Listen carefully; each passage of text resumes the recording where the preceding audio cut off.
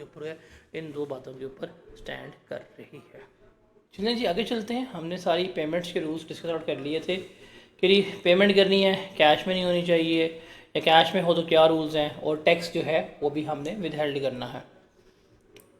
आगे चलते हैं और बात करते हैं हम स्टॉक की। देखिए जी, जब स्टॉक परचेज करते हैं ना आप, तो कदर आपने स्टॉक परचेज किया, आपने अपनी परचेजेस वगैरह की हैं, तो उसकी जब पेमेंट करनी है टैक्स है, तो आपने टैक्स जो है वो अपना विद हेल्ड करके पे करना है। क्या करना है आपने, टैक्स जो है विद हेल्ड करना है, और विद हेल्ड करके आपने क्या करनी है, उसकी पेमेंट वगैरह करनी है। असूल तो हमें ये कहता है, असूल तो हमें ये कहता है कि टैक्स विद हेल्ड करके पेमेंट करनी है। अगर आपने टैक्स स्टॉक परचेज किया और टैक्स विद हेल्ड ना किया, वैसे पेमेंट कर दी, तो क्या होगा।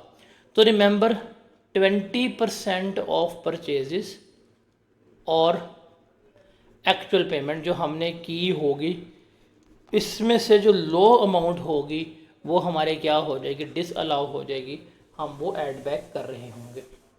जैसे कि ये एग्जाम्पल है हमारे पास, करते जी, stock in enterprises purchase stock raw material and finish goods of ₹1,00,000 and made a payment of 1 lakh against services. The payment made through cross checks but not tax what deducted. अब tax deduct नहीं किया, तो जो services के इसने payment की हैं इसका टैक्स डिडक्ट नहीं हुआ, ये सारी क्या हो जाएगी, इसको डिसअलाउ हो जाएगी।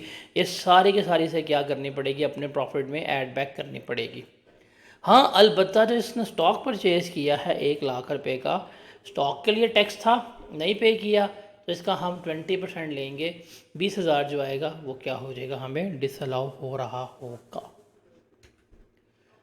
आगे चलते हैं, आगे डिस्कस करते हैं। ये पेमेंट्स वाला भी हमने डिस्कस कर लिया था, आप खुद पे कर सकते हैं। अच्छा, उसके बाद है कि अगर आप कोई रिटेल आइटम्स वगैरह ख़रीद रहे हैं या बेच रहे हैं, तो उसके ऊपर आप कमीशन पे करते हैं। अगर आपका नाम एक्टिव टैक्स पेयर लिस्ट में है, तो आप जितनी भी कमीशन पे कर रहे होंगे, वो कमीशन क्या क्या होती है, अलाउ होती है। आप उसको अपना एक्सपेंस के तौर पर क्या कर सकते हैं, क्लेम कर सकते हैं, वो कमीशन आपको अलाउ है।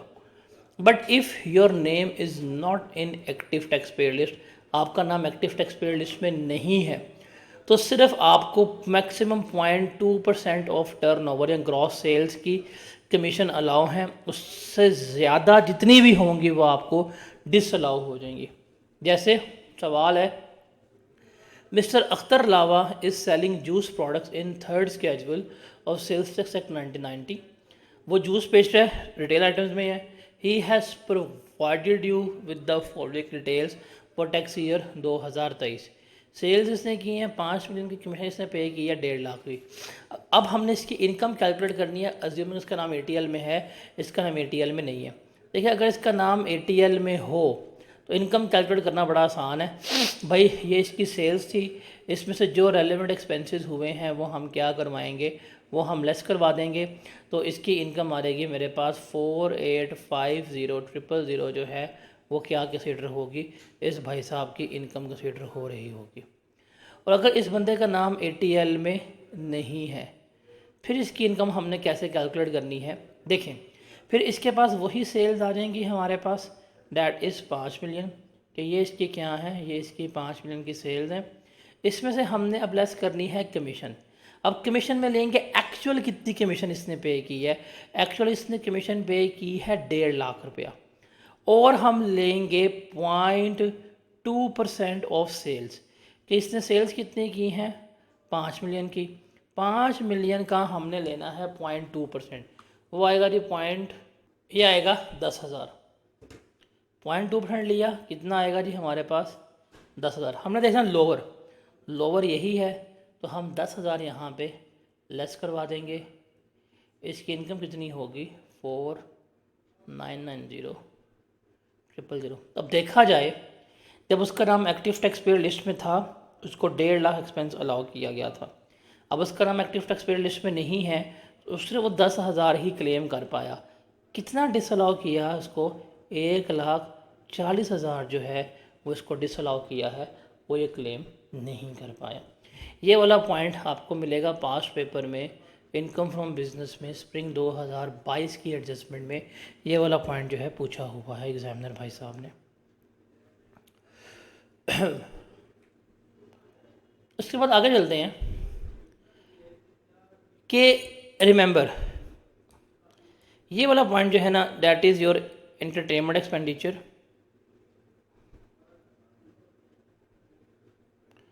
और ये आपने क्रैम करने हैं, इसको रट्टा मारना है कि अगर आप अपने ऑफिस में एंटरटेनमेंट से रिलेटेड कोई एक्सपेंसेस वगैरह कर रहे हैं तो वो एक्सपेंसेस क्या होते हैं, आपको अलाउ होते हैं, आप उन्हें क्या कर सकते हैं, क्लेम कर सकते हैं। लेकिन वो कहता है इस लिमिट तक वो क्या होने चाहिए, एक्सपेंसेस होने चाहिए। वो क्या कहता है, इस लिमिट तक क्या होने चाहिए, एक्सपेंसेस जो हैं वो होने चाहिए। अब वो लिमिट क्या है या वो क्राइटेरिया क्या है, वो हमने यहाँ पर देखना है।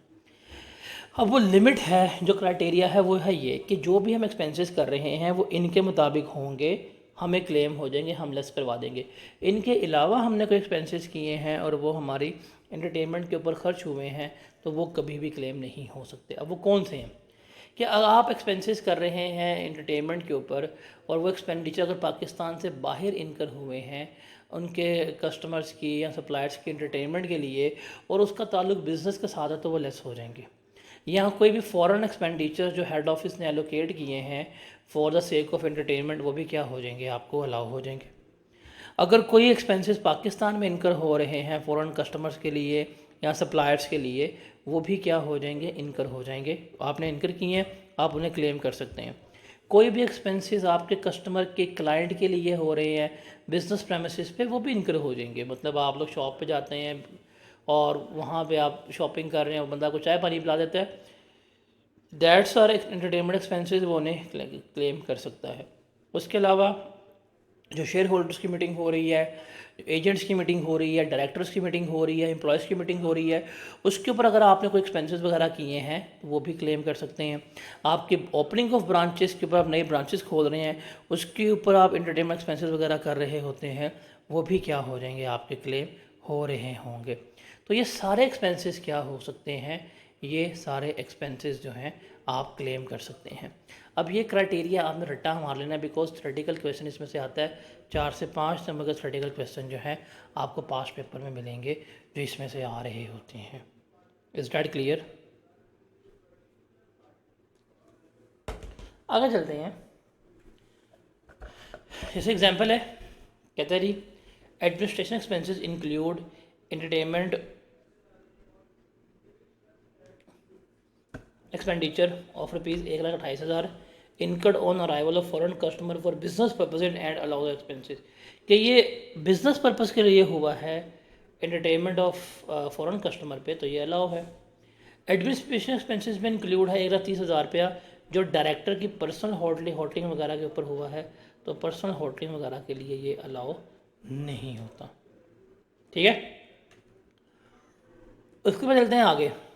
रिमेंबर हमें पढ़ के आ चुके हुए हैं कि हमारे पास प्रोविडेंट फ़ंड जो है, पेंशन फ़ंड है, एनिमेशन फ़ंड है, ये अप्रूव्ड भी होते हैं और अनअप्रूव्ड भी होते हैं। ठीक है, अगर आप किसी फ़ंड में कंट्रीब्यूशन कर रहे हैं जो अप्रूव्ड नहीं है, तो वो कभी भी आपको एक्सपेंस के तौर के ऊपर अलाउ नहीं होगा।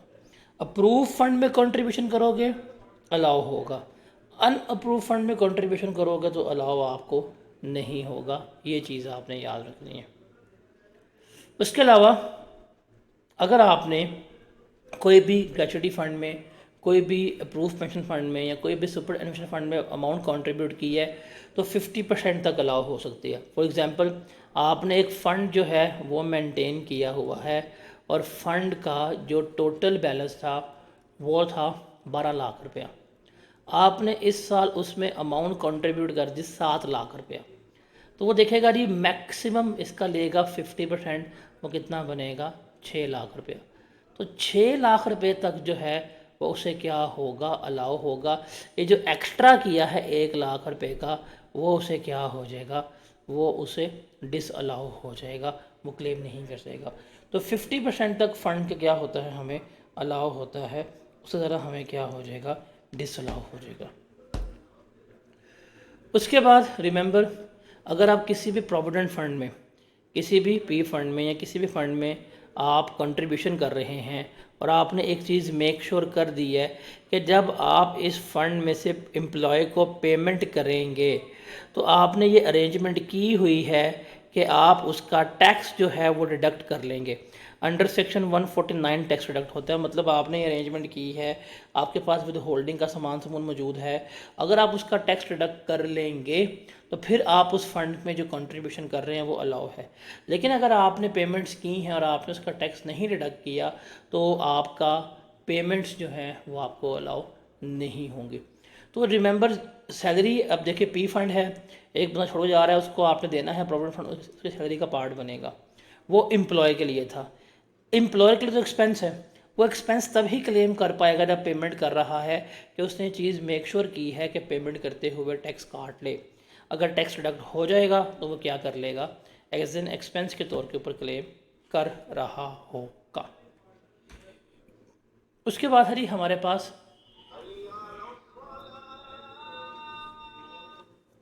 पेनल्टीज़।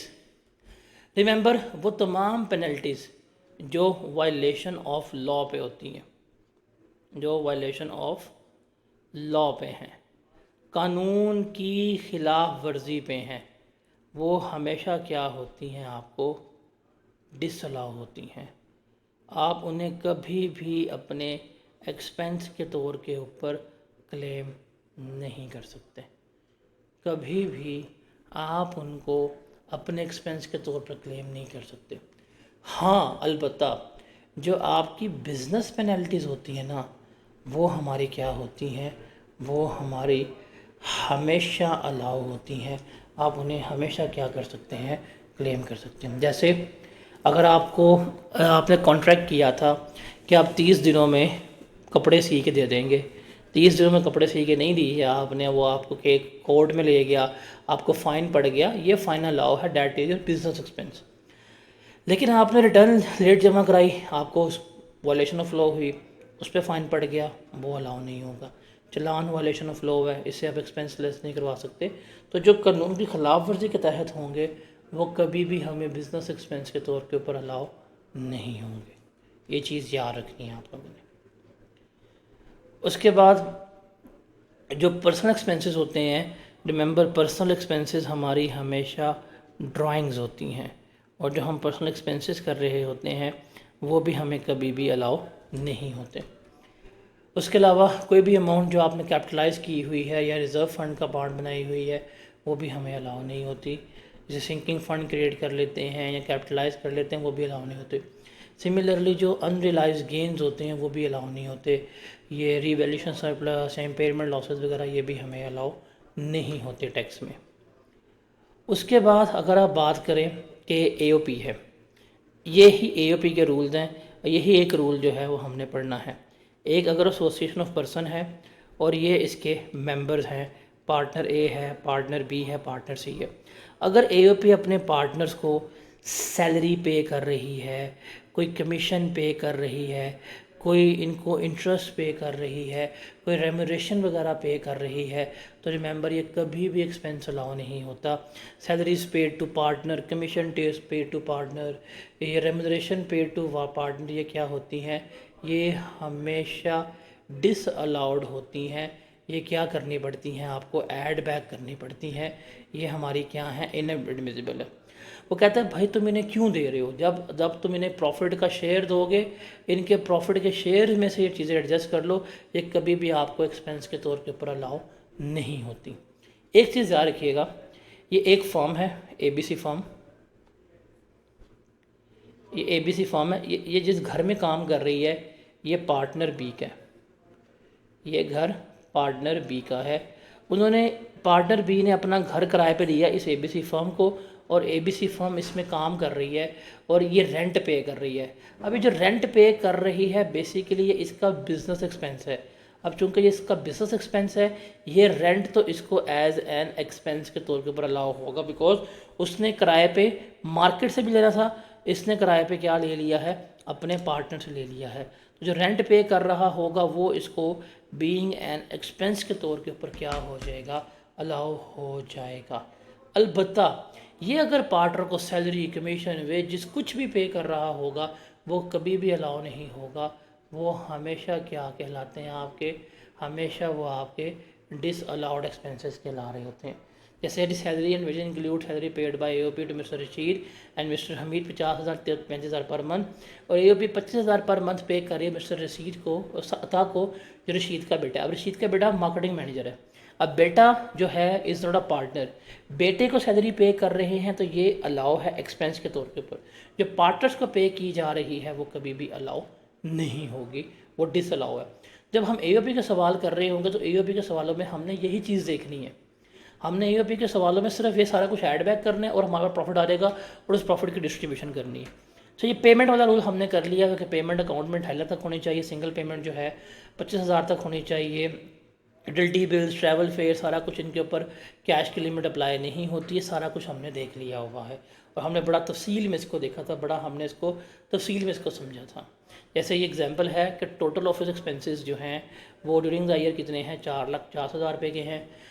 सारी पेमेंट क्रॉस चेक के ज़रिए हुई हैं, लेकिन एक 40,000 एक 9,000 रुपया कैश में हुआ है, तो 9,000 तो 25,000 से कम है, ये तो अलाउ हो जाएगा। ये 25,000 से ऊपर है, कैश में होगा, ये क्या होगा, इस बंदे को डिसअलाउ हो जाएगा। फिर टोटल ऑफिस एक्सपेंडिचर है ड्यूरिंग द ईयर 249, ओके। सारी पेमेंट चेक के ज़रिए हुई हैं, एक 20,000 है, एक 9,000 कैश में हुआ है, तो ना कोई चीज़ भी डिसअलाउ नहीं होगी, सारी की सारी क्या होगी, अलाउ होगी। फ्रेट पे की है 1.5 लाख रुपया कैश में, ये सारा अलाउ है, बिकॉज फ्रेट, ट्रैवलिंग फेयर जितना भी हो हम कैश में पे कर सकते हैं। कंपनी के डायरेक्टर ने प्रिंटिंग चार्जेस पे किए हैं 1.5 लाख रुपए के अपने पर्सनल बैंक अकाउंट से, तो पर्सनल अकाउंट से पेमेंट करेंगे तो ये क्या हो जाएगी, डिसअलाउ हो जाएगी, आप इसे क्लेम नहीं कर सकते। जैसे एक सवाल है, following payments of expenses are made otherwise than through cross cheque, कि ये सारी पेमेंट जो है चेक के ज़रिए नहीं हुई बल्कि किसके ज़रिए हुई हैं, जो कैश है हमने कैश के ज़रिए पेमेंट की है। अब रेंट पेड किया है ऑफिस प्रेमिसेस को, भाई कैश में पे किया है, डिसअलाउ है। Air tickets, travel fair allow होता है। पेमेंट ऑफ 1 मंथ सैलरी, एक महीने की सैलरी 32,000 रुपये तक की अलाउ है, ये सवाल आप पे किया है, डिसअलाउ हो जाएगा ये। Bill for repair of car, भाई 4,20,000 डिसअलाउ। बिल इलेक्ट्रिसिटी अलाउ है, टेलीफोन बिल अलाउ है, प्रोफेशनल टैक्सेस अलाउ है, ऑडिट फ़ी नहीं अलाउ, जैसे सरकारी फ़ी थोड़ी होती है। कंसल्टेंट को पे किया है, ये भी डिसअलाउ हो जाएगा। तो सिर्फ 1 2 3 4 ये एक्सपेंसेस अलाउ होंगे, बाकी सारे जो है इसको क्या हो जाएंगे, डिसअलाउ हो जाएंगे, इसको ऐड बैक करने पड़ेंगे। उसके बाद सैलरी का हमने पढ़ लिया कि 32,000 तक जो है कैश में होती है, ये भी हमने देख लिया था। उसके बाद कोई भी एक्सपेंसेस जो कैपिटल नेचर के होते हैं वो हमेशा कैपिटलाइज होते हैं और उसको हम डेप्रिशिएट कर रहे होते हैं या अमोर्टाइज कर रहे होते हैं। उसके बाद ये वाला पॉइंट है फार्मास्यूटिकल मैन्युफैक्चरर्स के लिए, जो दवाइयाँ बनाने वाली फैक्ट्रियाँ हैं उनके लिए, मैन्युफैक्चर के लिए, अगर वो अपनी सेल्स की प्रमोशन के ऊपर, अपनी एडवर्टाइजमेंट के ऊपर, अपनी पब्लिसिटी के ऊपर अखराजात वगैरह कर रहे होते हैं तो रिमेंबर इनको इनके टर्नओवर का मैक्सिमम 10% तक ये एक्सपेंसेस अलाउ होते हैं। इतने, इनको इनके टर्नओवर का मैक्सिमम 10% तक जो है वो क्या होते हैं, एक्सपेंडिचर्स अलाउ होते हैं। अगर 10% से ज़्यादा इन्होंने एक्सपेंसेस किए होंगे तो वो इन्हें क्या हो जाएंगे, वो इनको डिसअलाउ हो जाएंगे। जैसे फैज़र फार्मा अब मैन्युफैक्चरर, ये मैन्युफैक्चरर है, इसका टर्नओवर है 20 मिलियन का और इसने सेल्स प्रमोशन की है 5 मिलियन की, तो सर 20 का आप 10% लें, कितना आता है, 2 मिलियन। मैक्सिमम 2 मिलियन तक इसको एक्सपेंसेस अलाउ होने चाहिए। इसने कितने कर दिए, 5 मिलियन के, तो 5 - 2 कितना है जवाब, 3। ये 3 मिलियन जो है वो इसको क्या हो जाएगा, डिसअलाउ हो जाएगा। फिर क्लिनिक्स, अब ये ट्रेडर है, इसका टर्नओवर इतना, इससे एक्सपेंसेस क्या, इसको कोई चीज़ डिसअलाउ नहीं, बिकॉज ये रूल किसके लिए है, सिर्फ मैन्युफैक्चरर्स के ही लिए है। उसके बाद है जी कैटरीना टेक्सटाइल, इसका टर्नओवर 20 मिलियन है, इसके प्रमोशन के ऊपर 5 मिलियन हुए हैं, इसको भी कोई चीज़ डिसअलाउ नहीं होगी, सारा कुछ क्या कर सकते हैं, ये क्लेम कर सकते हैं। Got it. उसके बाद है बिल्स वगैरह हम कैश में पे कर सकते हैं, हम भी पढ़ आ चुके हुए हैं। अच्छा, उसके अलावा FBR जो है, FBR ने कुछ बिज़नेस को कह दिया हुआ है कि आपने अपना पॉइंट ऑफ सेल मशीन लगानी है, आपने अपने कंप्यूटर्स जो हैं वो इंटीग्रेट जो है वो कर देने हैं हमारे साथ। जिसने कर दिया ठीक है, जिसने नहीं किया रिमेंबर वो जितने अपने टोटल एक्सपेंसेस क्लेम करेगा ना for the year, for example कहता जी मेरा इस महीने का इस साल का खर्चा जो है वो 3 लाख रुपए, जस्ट टेक एन एग्जांपल, उन खर्चों का हम लेंगे 8%। 8% जो होगा वो क्या हो जाएगा, इसको डिसअलाउ हो जाएगा, मतलब इसकी इनकम में ऐड बैक कर दिया जाएगा। तो FBR ने कह दिया कि आपने पॉइंट ऑफ सेल मशीन लगानी है तो लगानी है। उसने कहा है इंटीग्रेट करेंगे तो आप इंटीग्रेट करेंगे, अगर इंटीग्रेट नहीं करेंगे तो 8% जो है वो क्या हो जाएगा, आपको डिसअलाउ हो रहा होगा। ये वाला पॉइंट इस सेशन के लिए बहुत इंपॉर्टेंट है, सुपर डुपर इंपॉर्टेंट है। उसके बाद है कि ये वाला पॉइंट कि अगर आपने सेल्स करनी है ना, तो कहता है जी सेल्स करें हमेशा रजिस्टर्ड पर्सन को जो सेल्स टैक्स में रजिस्टर्ड हैं। जो किस में रजिस्टर्ड हैं, जो सेल्स टैक्स में रजिस्टर्ड पर्सन हैं। वो लोग जो सेल्स टैक्स में रजिस्टर्ड नहीं हैं उनको रोक रहे हैं कि उनको सेल ना करो या अपनी सेल्स को रिस्ट्रिक्ट करो। अगर आप एक अनरजिस्टर्ड पर्सन को सेल करेंगे तो आपको कुछ कॉस्ट या कुछ खर्चे जो है वो क्या कर दिए जाएंगे, डिसअलाउ कर दिए जाएंगे। अब वो खर्चे कैलकुलेट करने का फॉर्मूला क्या होगा, हम लेंगे एक्चुअल एक्सपेंडिचर्स जो हमने इस साल क्लेम करने थे और हम लेंगे average expenditure A divide by B multiply by C। अब यहाँ पे C जो है ना, रिमेंबर हम लेते हैं वो पर्सन की सेल्स जो 100 मिलियन से ज़्यादा होती है। देखें ये इसने हमें लिमिट लगा दी है। इसने कहा है कि भाईजान आपने अगर सेल्स करनी है तो sales must be go through registered person. जो सेल्स टैक्स में रजिस्टर्ड पर्सन है आपने उनको ही सेल्स करनी है। हाँ, अनरजिस्टर्ड पर्सन को सेल कर सकते हैं, उसने कहा जी करो, मसला ही कोई नहीं है। अब उसमें लिमिट लगा दिया कि अगर आपने किसी अनरजिस्टर्ड पर्सन को सेल की है, अगर आपकी सेल्स टोटल सालाना 100 मिलियन से कम है तो कोई मसला नहीं है। लेकिन अगर आप 100 सेल्स कर रहे हैं अनरजिस्टर्ड पर्सन को और आपकी सेल्स अगर 100 मिलियन से ज़्यादा है, फिर वो क्या करेगा, आपको एक्सपेंसेस जो हैं वो डिसअलाउ कर रहा होगा। अब वो डिसअलाउ कैसे होंगे उसके लिए हम एग्जांपल देखते हैं, फॉर्मूला पढ़ते हैं, देखते हैं कि किस तरह से हम डिसअलाउ कर रहे होंगे। कहते हैं Mister Pawa has provided the following information relating to his business. उसने ये इन्फॉर्मेशन जो है वो क्या दी है, अपने बिजनेस के लिए प्रोवाइड की है। सेल्स है 730 मिलियन की, एक्सपेंसेस हैं 230 के, प्रॉफिट है 500 मिलियन का। Further he has provided the sales include 140 million to mister Lava. इसमें 140 की सेल्स लावा की हैं जो रजिस्टर्ड नहीं है और 90 सेल्स की हैं खिलाड़ी को, वो भी रजिस्टर्ड नहीं है। हमने इसकी इनकम फ्रॉम बिजनेस निकालनी है। देखिए जी हमारे पास नेट प्रॉफिट जो है वो तो गिवन है 500 का।